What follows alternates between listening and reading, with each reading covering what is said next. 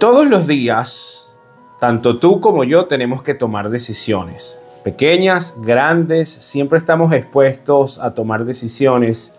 Y a medida que va creciendo nuestra responsabilidad y nuestra influencia va ejerciendo esa fuerza en otros, nosotros tenemos que tener mayor responsabilidad porque las decisiones que nosotros empecemos a tomar pueden involucrar a otros. Sobre todo lo puede entender con mucha facilidad una persona que es padre y que tiene menores de edad, sabe que las decisiones que toma van a tener consecuencias tanto positivas o negativas para sus hijos, para su cónyuge, para su entorno familiar. Ahora, ¿cómo nosotros podemos tomar decisiones conforme a la voluntad de Dios y no ser presa de emociones? ¿Cómo podemos tomar decisiones correctas sin tener esa mente en piloto automático? Porque muchas veces incluso nos quedamos resolviendo de una forma automática y no nos atrevemos a tomar una decisión distinta por un estado de confort que posiblemente hasta te hace daño, te detiene. Yo quiero hoy animarte a que tú puedas abrir la Biblia porque la Biblia es un libro hiperdimensional. Tenemos una palabra profética súper segura que nos va a decir cuál es la mejor manera de nosotros tomar decisiones. Y el comienzo para nosotros empezar a tomar decisiones conforme a la voluntad de Dios es reconocer con humildad que nosotros no sabemos tomar decisiones, que nosotros estamos propensos a tomar decisiones conforme a la carne, las emociones, los sentimientos. Somos expertos en la improvisación. Entonces, cuando yo reconozco que todas esas incompetencias moran en mí y en una naturaleza caída que tengo y que arrastro desde mi nacimiento, yo reconozco que necesito la guía del Espíritu Santo para todas las decisiones que yo tomo en mi vida a lo largo de mis días. Ahora, ¿qué es eso? ¿Cómo podemos ser guiados por el Espíritu Santo para poder tomar decisiones correctas, asertivas, conforme a la voluntad de Dios? Vamos a leer la palabra del Señor porque es la palabra del Señor la que nos va a ayudar a comprender cómo ser guiados a través del Espíritu Santo. Romanos 8, versículo 13 al 14. Leo la palabra del Señor. Porque si vivís conforme a la carne, moriréis. Mas si por el Espíritu hacéis morir las obras de la carne, viviréis. Porque todos los que son guiados por el Espíritu de Dios, estos son hijos de Dios. Ahora, antes de abordar profundamente lo que implica ser guiado por el Espíritu de Dios, yo tengo que tener una distinción clara. Moriréis. Aquí dice, si vivo conforme a la carne, muero, y si por medio del Espíritu hago morir las obras de la carne, vivo.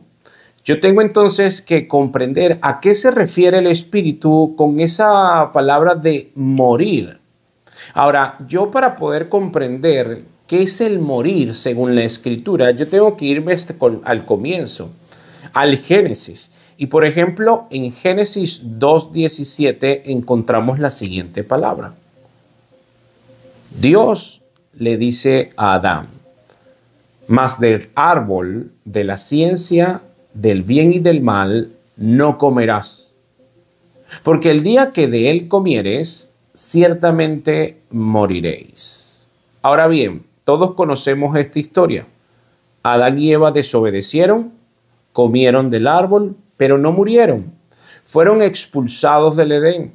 Tuvieron a Caín y Abel. Ahora, ¿a qué se refería el Espíritu cuando dijo, ciertamente moriréis?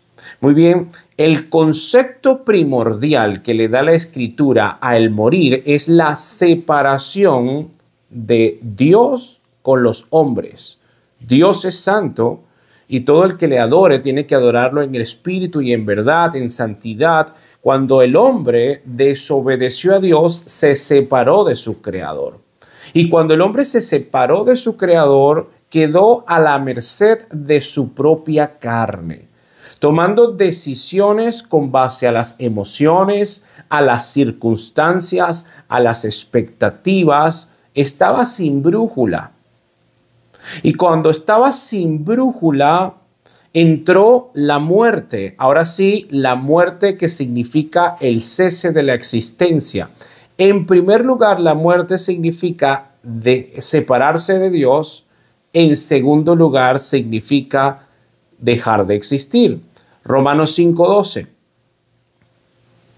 Por tanto, como el pecado entró en el mundo por un hombre y por el pecado la muerte, así la muerte pasó a todos los hombres por cuanto todos pecaron.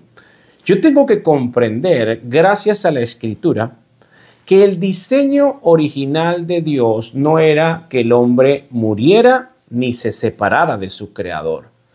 Dios creó una raza que era inmortal, pero dependiente. Pero esa raza decide rebelarse contra su Creador. Cuando se rebela contra su Creador, se separa de su Creador. Y cuando se separa de su Creador, Dios, en su soberanía, permitió que la vida empezase a cortarse. Nosotros encontramos en la Escritura un hombre que se llama Matusalén, que vivió casi 1 milenio. Y eso nos da unos vestigios de cuál era la razón por la cual Dios, en su soberanía, permitió que entrase la muerte. Porque si no hubiese muerte, seríamos una raza inmortal, pero separada de Dios. Y si nosotros en el presente vivimos 80 años, 100 años y nos estamos matando y el planeta se convirtió en un chiquero, y a pesar de que tenemos tanta tecnología, estamos al punto de ya caer incluso a una tercera guerra mundial y no hemos aprendido nada, y las personas, en vez de utilizar las redes sociales, el internet y el acceso a tanta información para nutrirse, formarse, no lo están haciendo para eso, sino más bien para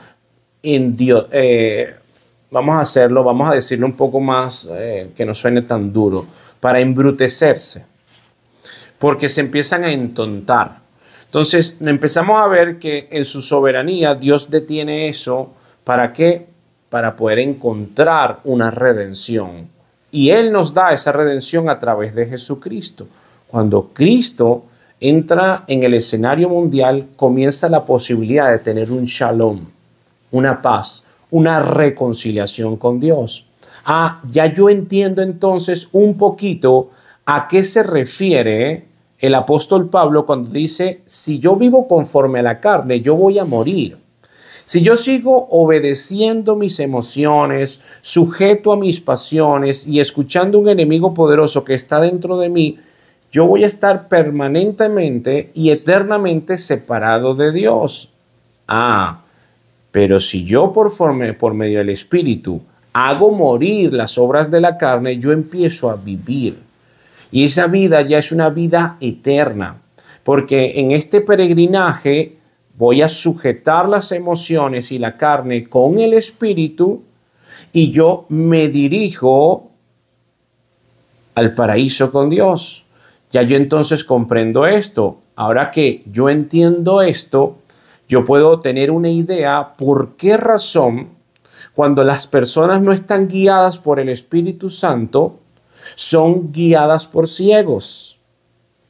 Empiezan a escuchar motivadores o influenciadores o pastores o consejeros o amigos que en realidad no están aconsejando conforme a la guía del Espíritu, sino conforme a sus propias emociones. Si ese hombre no te quiere, déjalo, búscate otro. Si este te está susurrando al oído, no importa, engaña a tu esposa, nadie se dará cuenta. Empezamos a escuchar consejos tóxicos, nocivos. ¿Por qué? Porque son ciegos, guiando ciegos. Son personas que no han tenido no se le ha encendido esa luz del Espíritu Santo y aún así quieren aconsejar a otros. Pero cuando yo reconozco que estoy a oscuras en este planeta Que para tomar una decisión pequeña tengo que tomar en cuenta a Dios, porque esa decisión pequeña puede traer grandes consecuencias. Cuando yo no sé qué hacer, cuando yo no sé qué decisión tomar, todo eso me lleva a acudir a la palabra de Dios, para que sea el Espíritu Santo quien me ayude a tomar decisiones conforme a los planes de Dios, porque sus planes son buenos. Él tiene planes de bienestar para nosotros. Ahora, es común que un creyente comprenda esto.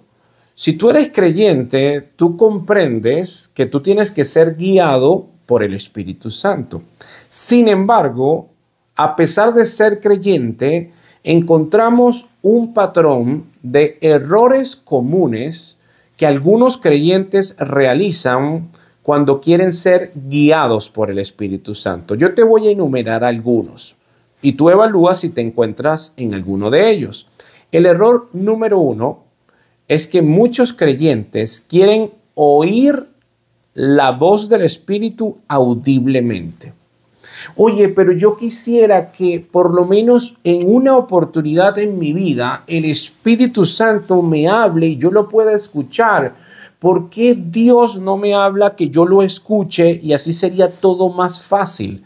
Es como una inclinación donde muchos están tan enfocados en que quieren escuchar a Dios que terminan desobedeciendo a Dios. ¿A qué me refiero? Dios, en su soberanía, le plació conversar con nosotros en nuestro interior. Esto no lo digo yo, lo dice la Escritura. Vamos en primer lugar a Juan 14, versículos 16 y 17. Palabras de nuestro Señor Jesucristo. Y yo rogaré al Padre y os dará otro consolador para que esté con vosotros para siempre, el Espíritu de verdad, al cual el mundo no puede recibir porque no le ve ni le conoce, pero vosotros le conocéis, porque mora con vosotros y estará en vosotros. Cristo nos deja la promesa de un maestro, de un abogado, de un paracletos, de un ayudador, de un consolador. ¿Quién es? El Espíritu Santo. Y cuando nosotros no comprendemos la magnitud de esta bendición, queremos escuchar la voz de Dios audiblemente, pero resulta ser que si yo tengo al Espíritu Santo morando adentro de mí, ese espíritu se comunica con mi espíritu, pero yo tengo que crear ciertas condiciones para que esa conversación se establezca adentro de mí. Vamos a Romanos 8:16. El Espíritu mismo da testimonio a nuestro espíritu de que somos hijos de Dios. Cuando tú lees Romanos 8:16, el Espíritu mismo es con E mayúscula. Da testimonio a nuestro espíritu con E minúscula de que somos hijos de Dios. ¿Dónde da ese testimonio? Adentro de nosotros. Tú siempre estás conversando contigo mismo, seas creyente o no. Hay conversaciones que son con pares, conversaciones con Dios, conversaciones contigo mismo. Esto le sucede a un creyente y a un no creyente. Y muchas veces tú estás conversando con tu carne, que es la que te dice, haz esto porque es sabroso, pero no te habla de las consecuencias. No te habla de cómo esto va a generar un impacto negativo en tu vida y en tu entorno. Siempre te lleva al confort, al placer. Hay una conversación adentro. Cada acción precede de un pensamiento.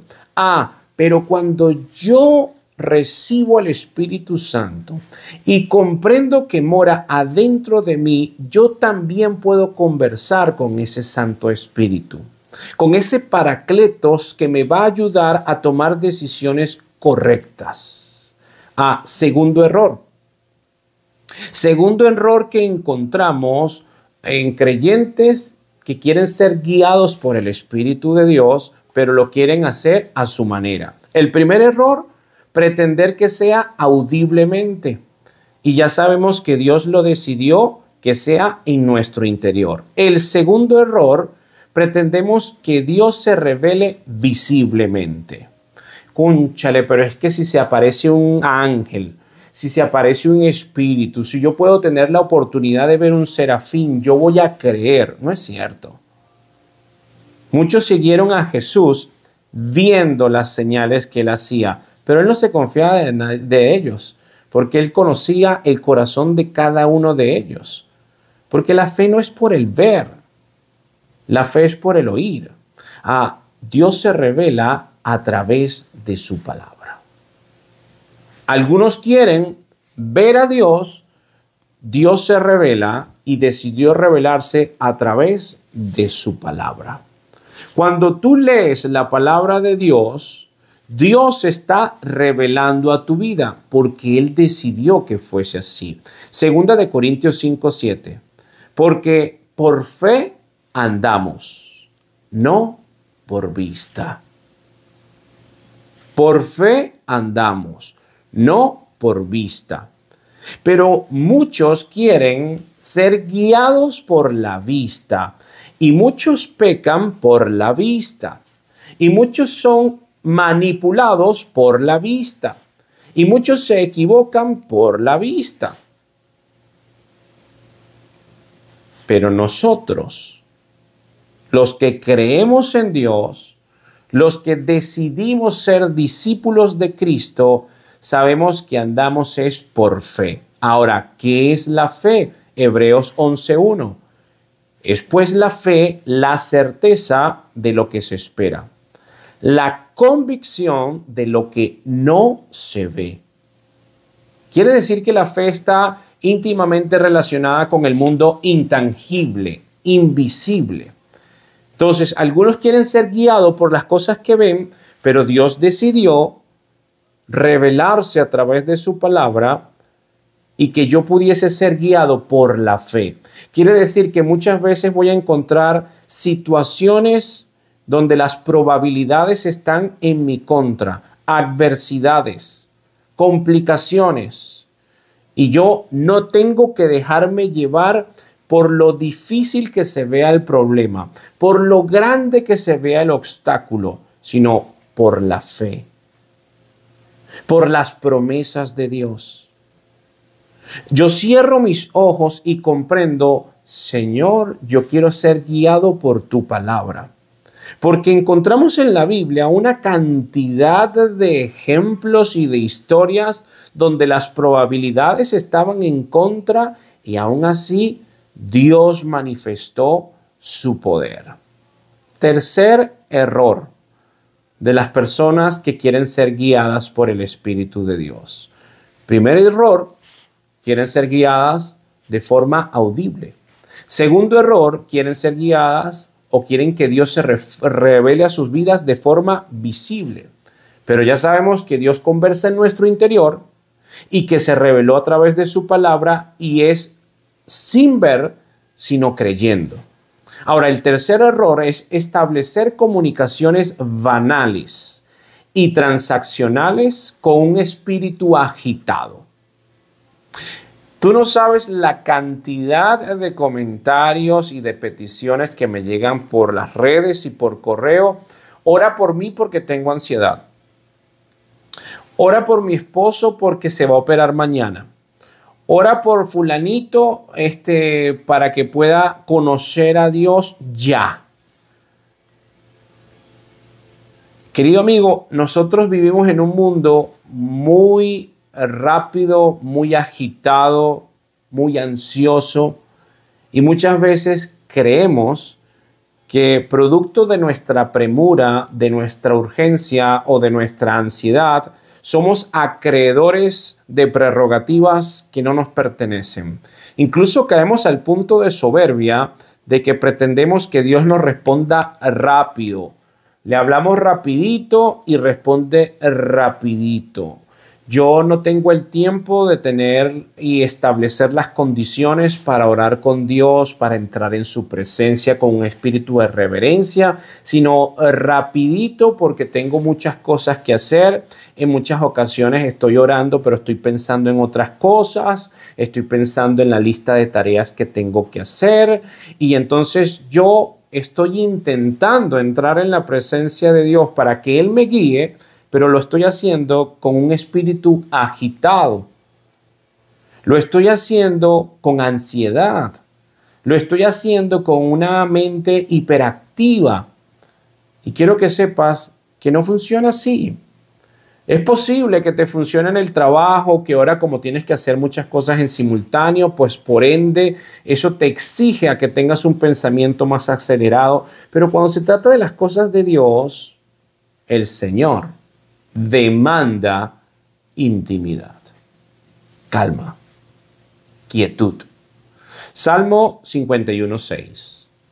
He aquí, tú amas la verdad en lo íntimo y en lo secreto me has hecho comprender sabiduría.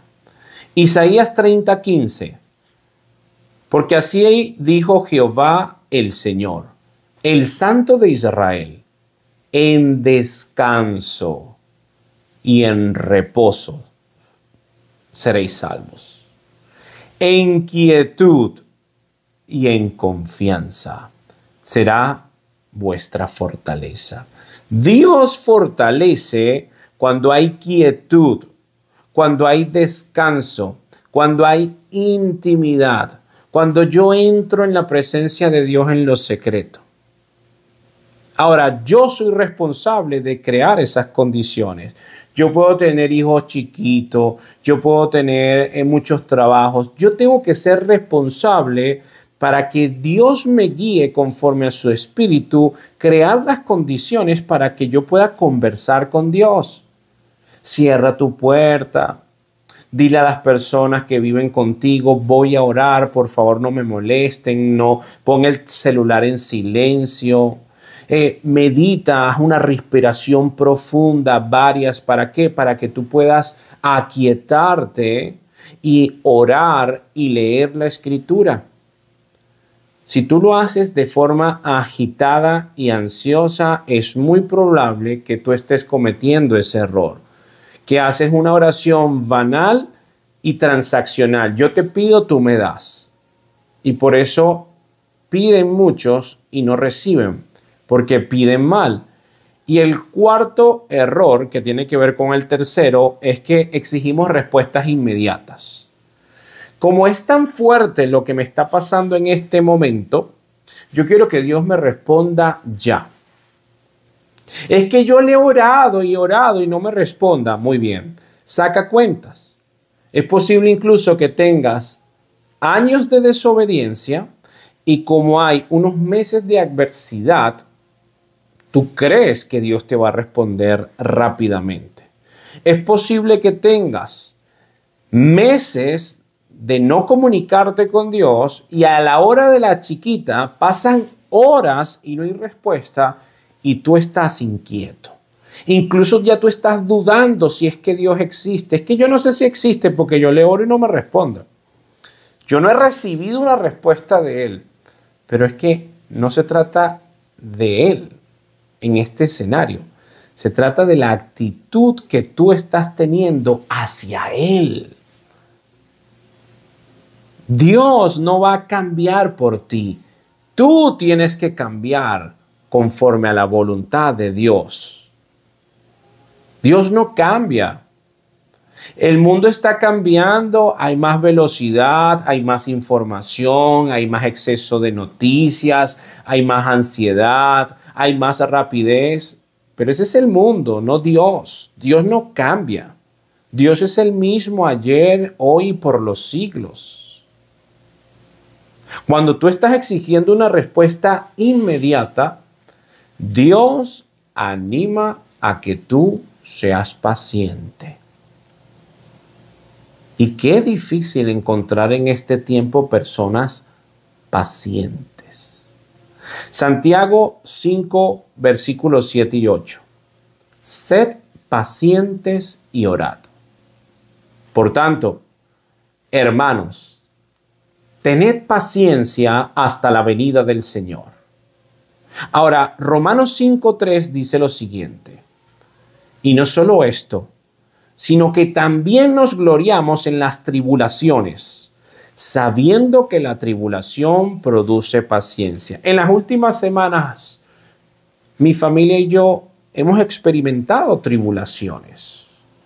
Y a pesar de la magnitud de las tribulaciones que hemos experimentado como grupo familiar, yo cada vez que entro a la presencia de Dios, le agradezco, le alabo, genero peticiones, pero sujetas a su voluntad, no a mis emociones. Señor, yo quisiera que esto cambiara, pero si aún en tu soberanía tú decides que no cambie, ayúdanos a aprender, a fortalecer nuestro carácter, a unir más a nuestra familia, a ser más sensibles, más pacientes, más agradecidos. Entonces, la premura de lo que yo estoy viviendo no me da a mí el derecho de exigirle a Dios respuestas inmediatas, porque espíritu con mayúscula es el de Él, espíritu con minúscula soy yo. Señor es Él con S mayúscula, siervo con S minúscula soy yo. Una cosa de ubicación fundamental y elemental. Yo no estoy en condiciones de exigirle nada a Dios. Yo tengo que acercarme a Él en reverencia porque Él es Dios.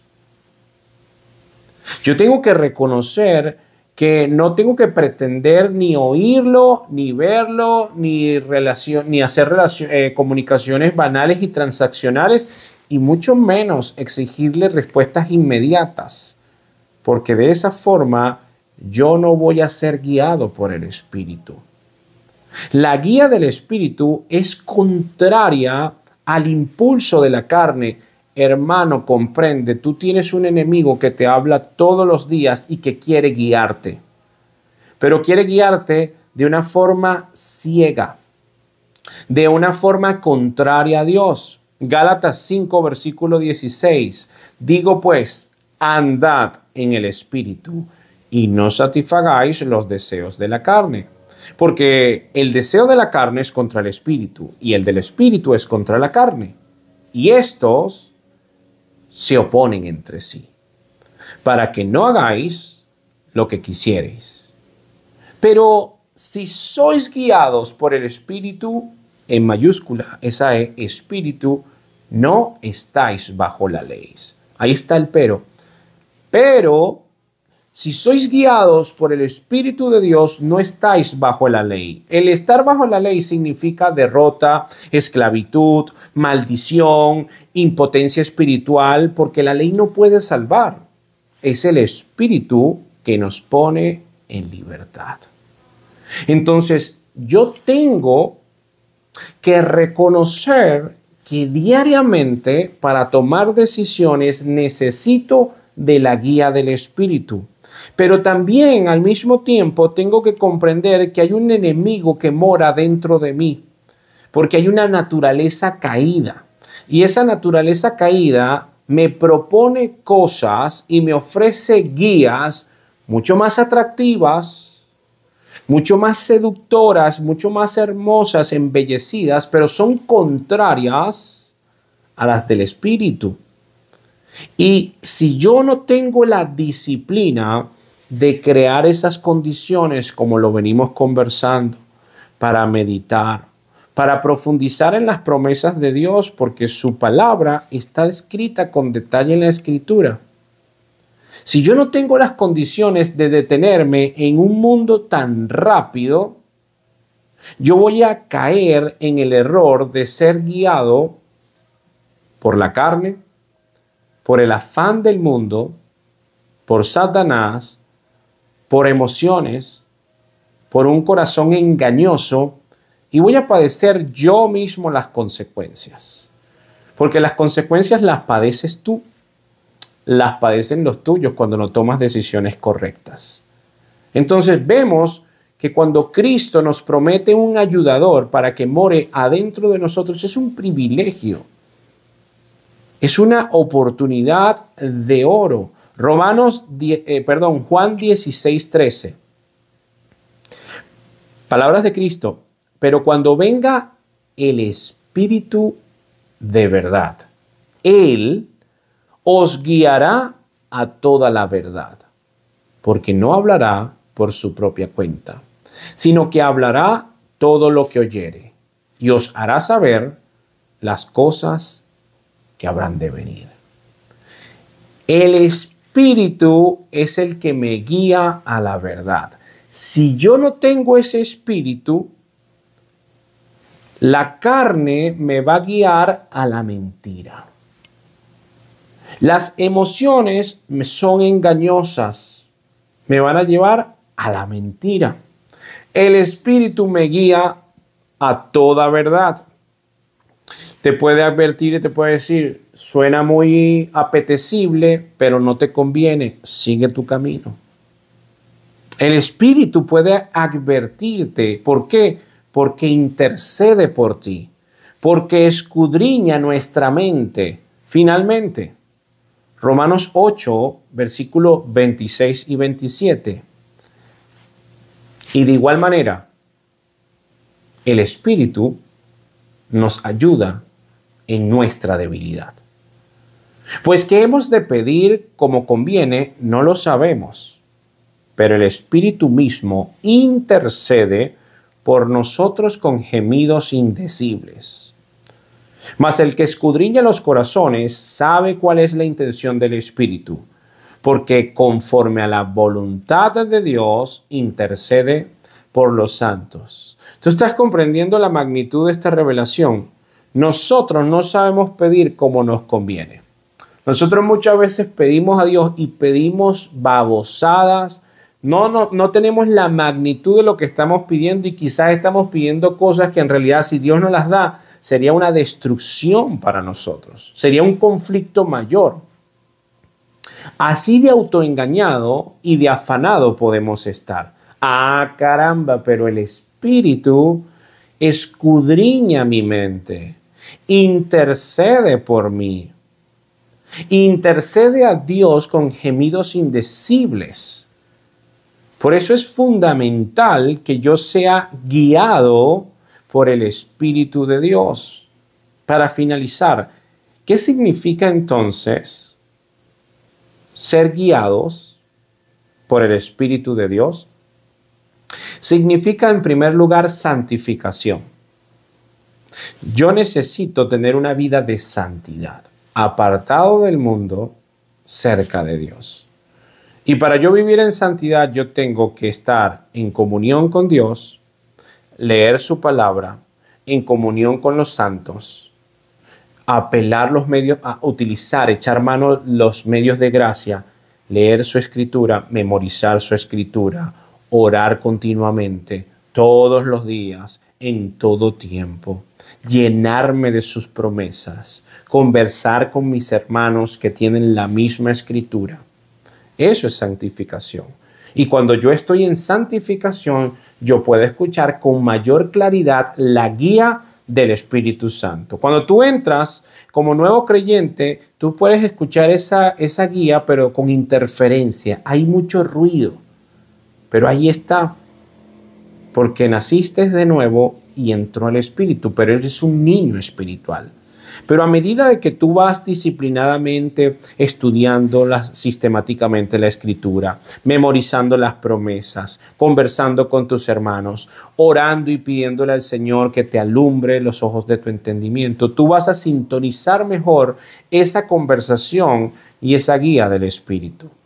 La dirección del Espíritu es aquella constante, efectiva y benéfica influencia que el Espíritu Santo ejercita dentro del corazón de los hijos de Dios y por la cual son dirigidos y capacitados más y más para vencer el poder del pecado que aún queda en ellos y para caminar por la senda de los mandamientos de Dios, libremente y gozosamente.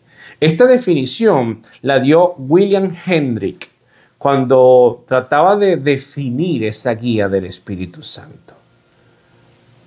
Hoy es una oportunidad idónea para que tú puedas pedirle a Dios que te ayude y que su Santo Espíritu te guíe en todas las decisiones que tú tienes que tomar, para que esas decisiones sean conforme a su voluntad. Y si tienes que esperar pacientemente la respuesta del Señor, espera.